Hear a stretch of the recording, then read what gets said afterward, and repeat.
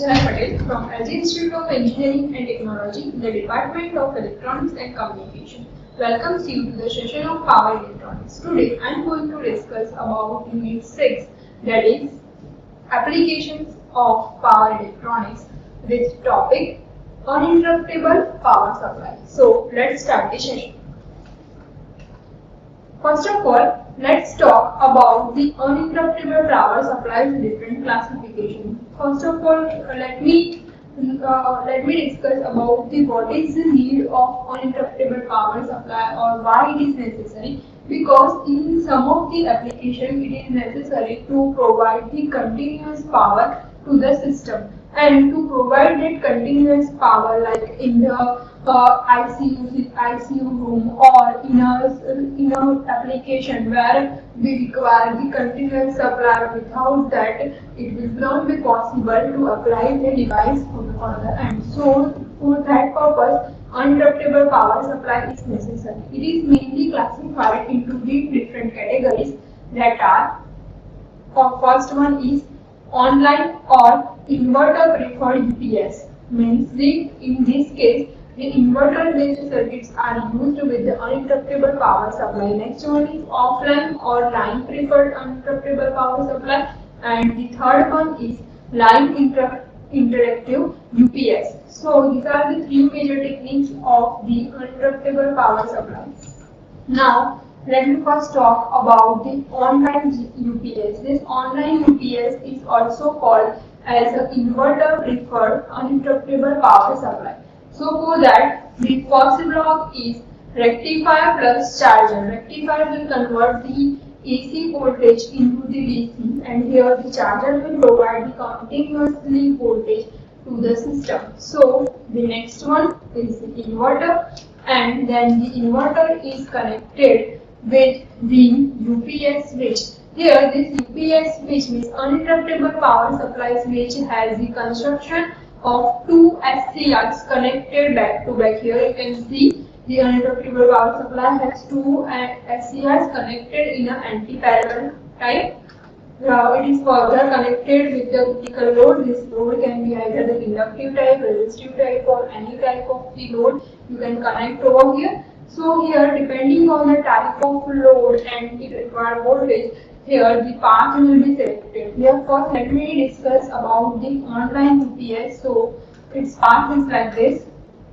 Here this one is the UPS switch. Again the two SCRs are connected back to back, and it is further connected with the load. So if this main line is disturbed due to the high voltage, then this path will be selected over here. And from this path, if the low voltage will or low power will be passing, then you can say that it will provide the continuous power supply to the load. So this is the circuit. Here also the required power is saved in the battery bank, and it is connected towards the ground terminal. So in short, this online UPS is classified in the operation into the three different modes. Mode 1 is when the UPS is on, mode 2 is when the UPS is off, and the third one is based on the cutoff. So as I discussed, that it is also called as a inverter preferred UPS, or you can also say that it is a continuous UPS. So here it is classified into the three different modes. Mode 1 is when the mains is on, mode 2 is when mains off, and the third one is operation when the complete UPS fails. So first let's discuss about the mode 1, when we apply the input voltage as a mains on, or giving the input voltage from the mains. So let's first discuss the mode 1. So for mode 1, again we take the same circuit of online UPS. That first is rectifier and charger. Then this rectifier and charger is connected with the inverter, and then it is connected with the UPS switch. Again it is a back-to-back 2 SCR, means two silicon control rectifiers are used in an anti-parallel movement. So next is load.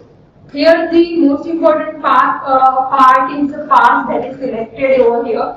So here you can see it with the red color.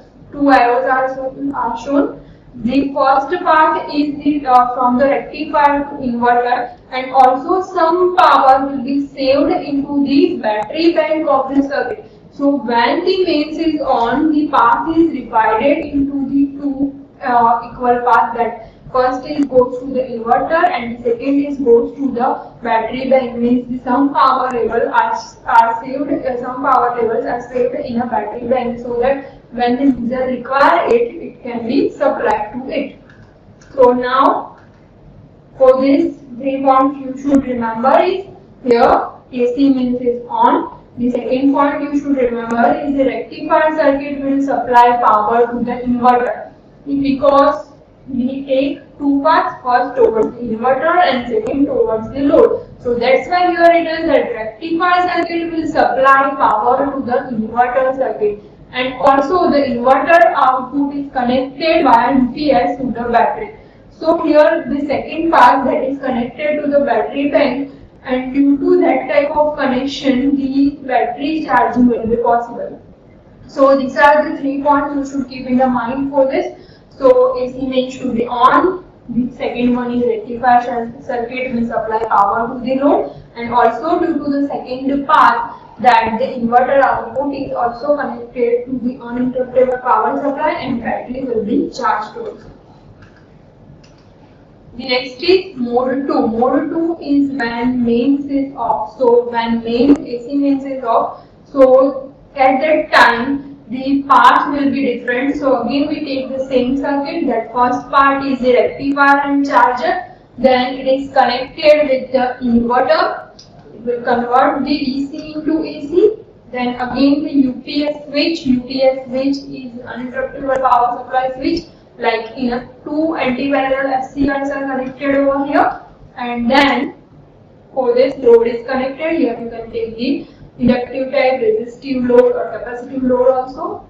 Here also battery bank is there, but here the arrow will be different. Like if the main is off, so whatever the power saved in a battery bank will be provided to the inverter and to the further circuits. So here there is no path from the rectifier and charger through inverter, but there is only one path, that is from the battery bank to inverter.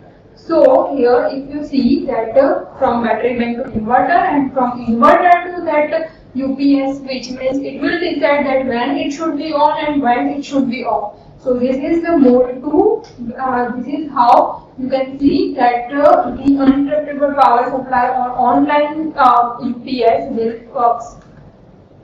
So the next one, if you see that what points you should remember for this is, first is in this case when it operated in our mode 2, it has AC supply is off and rectifier output is 0. Why rectifier output is 0? Because there is no path from the supply to the rectifier and charger, but there is only one path, that is from the battery to the further inverter. So that's why here it is written that AC supply is off and output is 0 over here. The next point is the battery bank supplies to the inverter, because most of the power is saved to the battery bank and then it is provided to the further ends. So that's why the supplies to the inverter. Here no power interruption. Why no power interruption? Because there is even no path from the rectifier or charger to the inverter circuit. So that's why here there is no interruption due to the rectifier and charger portion, and we can say that the rectifier again supplies to the power level.